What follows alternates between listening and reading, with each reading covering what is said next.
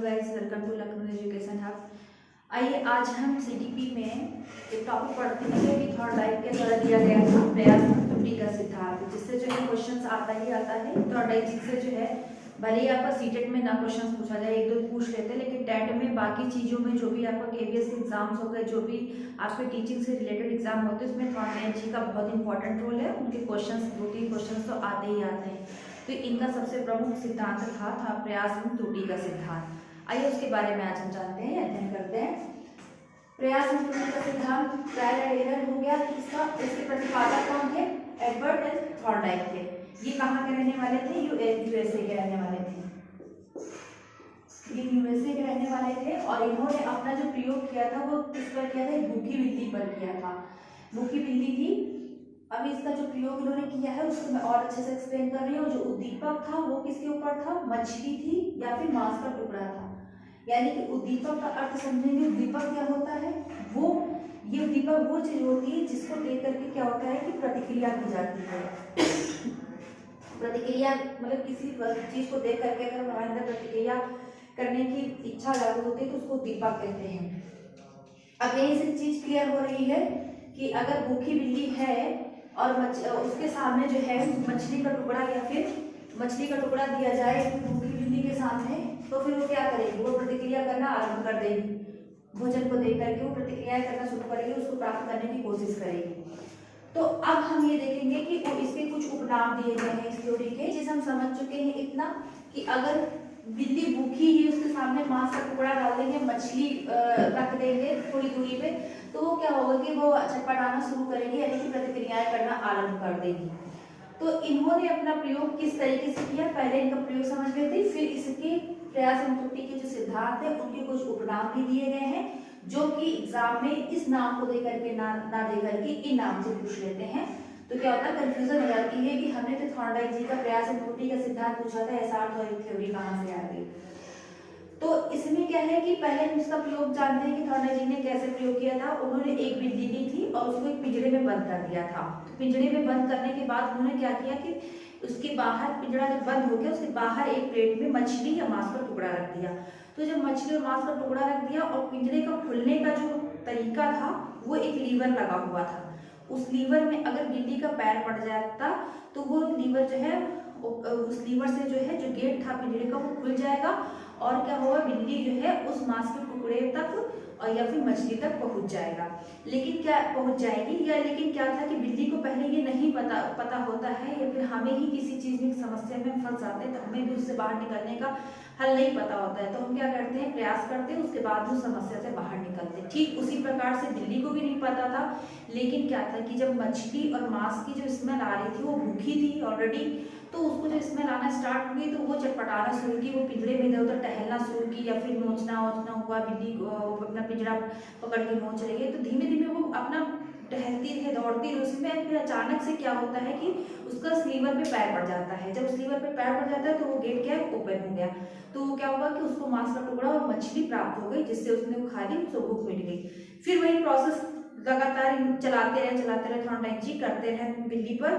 लेकिन क्या हुआ कि पहले तो वो बहुत ज्यादा चटपटाई, घूमी इधर उधर, घूमी टहली फिरी, तब जाकर के उसका लीवर पे पैर पड़ा। लेकिन जब सेकंड बार में आया तो वो क्या हुआ कि उसके जो ये प्रतिक्रिया जो की जा रही थी उसके माध्यम से बिल्ली के द्वारा, उसमें क्या हुआ कि समय कम हो गया, उसने जल्दी से लीवर पे पैर रख दिया और वो वहां तक अपने भोजन को प्राप्त कर ली। तो ये चीज दोहराते दोहराते क्या अंत में क्या आया कि बिल्ली फिर चटपटाना छोड़ दी।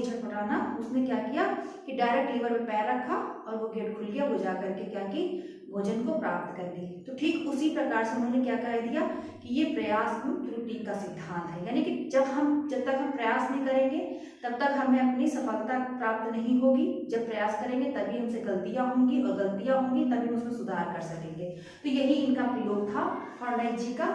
तो इसके कुछ उपनाम इन्होंने दिया है, एसआर थ्योरी दिया है, उसके बाद में उद्दीपक अनुक्रिया सिद्धांत दिया है, फिर आवृत्ति का सिद्धांत दिया है और संबंधवाद का सिद्धांत, अधिगम का बंध सिद्धांत। ये इनके सारे उपनाम दिए गए हैं, जो कि ये ना पूछ करके इनके नाम दे करके पूछ लेते हैं। उद्दीपक प्रतिक्रिया सिद्धांत पूछ कहेगा कौन सा है तो आपको इसी में बताना पड़ेगा।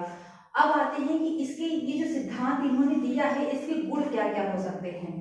यानी कि इतना तो हमने समझ लिया कि प्रयोग इन्होंने बताया और इसके गुण ऐसे के थे। और एक चीज और है, इनको शिक्षा मनोविज्ञान का फादर भी कहा जाता है थॉर्नडाइक जी को, तो ये चीज लिख लीजिएगा, ये शिक्षा मनोविज्ञान के जो है पिता कहे जाते हैं। थॉर्नडाइक जी शिक्षा मनोविज्ञान के पिता भी कहे जाते हैं। तो ये क्वेश्चन भी आता है कि शिक्षा मनोविज्ञान के पिता कौन थे, तो ये हमारे थॉर्नडाइक जी थे।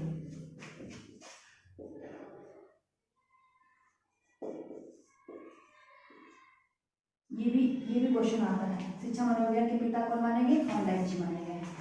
अब इनके गुण देखते हैं, जो इनका इन्होंने प्रयोग किया इसकी क्या क्या क्या गुण है, कैसे कैसे हम इनका प्रयोग कर सकते हैं बालकों में, क्योंकि इनका प्रयोग जो दिया गया है वो क्या होगा कि उसका यूज हम किस में करेंगे, बालकों में।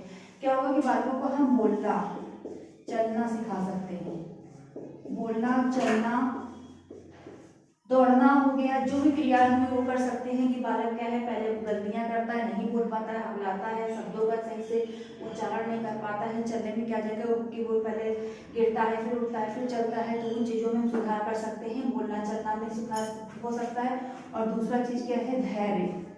धैर्य कैसे हो गया कि जब बिल्ली पहले धैर्य रखी, वो प्रयास करती रही, उसके बाद जाकर के वो अपने लक्ष्य को प्राप्त की, धैर्य की भावना आ जाती है। और इसमें कुछ विषयों के जैसे कि सामाजिक अध्ययन हो गया, गणित हो गया, विज्ञान हो गए, इन सारे विषयों के लिए ये बहुत इंपॉर्टेंट है। यानी कि प्रयास किया, प्रयास के माध्यम से, प्रैक्टिस के माध्यम से जो है हमने ये चीज़ सीखी, इन चीज़ों में सुधार कर सकते हैं, वो यही चीज़ें इसके गुण है। इसमें जो प्रैक्टिकल वगैरह हो गए और भी प्रयोग जो भी होते हैं, एक्सपेरिमेंट होते हैं, उसमें जो है बालकों को हम ये चीज़ें सिखा करके कि प्रयास करेंगे तभी जा करके हमको अपना लक्ष्य प्राप्त होगा। तो क्वेश्चन से कहाँ से निकल के आ जाएंगे कि ये बताइए कि प्रयास एवं त्रुटि का सिद्धांत किसने दिया, थॉर्नडाइक जी ने दिया। शिक्षा मनोविज्ञान के पिता कौन है, थॉर्नडाइक जी हैं। अब इसे पूछने के लिए बताइए कि आवृत्ति का सिद्धांत क्या है, किसने दिया, तो हम कंफ्यूज यहीं पे कि अरे हमने तो प्रयास एवं त्रुटि का सिद्धांत पढ़ा था, ये आवृत्ति का सिद्धांत कहाँ से पूछ लिया। लेकिन है किसका, ये इसी का उपनाम दिया हुआ है, ये थॉर्नडाइक जी ने दिया था। आवृत्ति क्या है कि बार बार जो है चीजों को दोहराना, वही चीज होगी, बस मीनिंग आप समझिए, अपने आप समझ में आ जाएगा। संबंधवाद का क्या है, यहाँ पे कंफ्यूज होगा कि संबंधवाद क्या पूछ रहा है, क्या है संबंध, किससे लगा दिया गया, बिल्ली थी, बिल्ली को दीपक क्या दिखा दिया, मछली का टुकड़ा दिखा दिया, मांस का टुकड़ा दिखा दिया, संबंध बना दिया, उससे क्या हुआ, प्रतिक्रिया वहीं से शुरू हो गई। तो इन चीजों के सारे, अगर इन चीजों का आप मीनिंग समझ लिए तो आपको आसानी से आ जाएगा, कोई भी क्वेश्चन होगा आप आसानी से कर लेंगे। तो इनकी थ्योरी में इतनी चीजें दी गई हुई है, और आज के लिए इतना ही काफी है, बाकी आप इसको पढ़िए अच्छे से, आपके क्वेश्चन ऐसे ही हल हो जाएंगे। ठीक है, आज के लिए बहुत है, धन्यवाद, थैंक यू।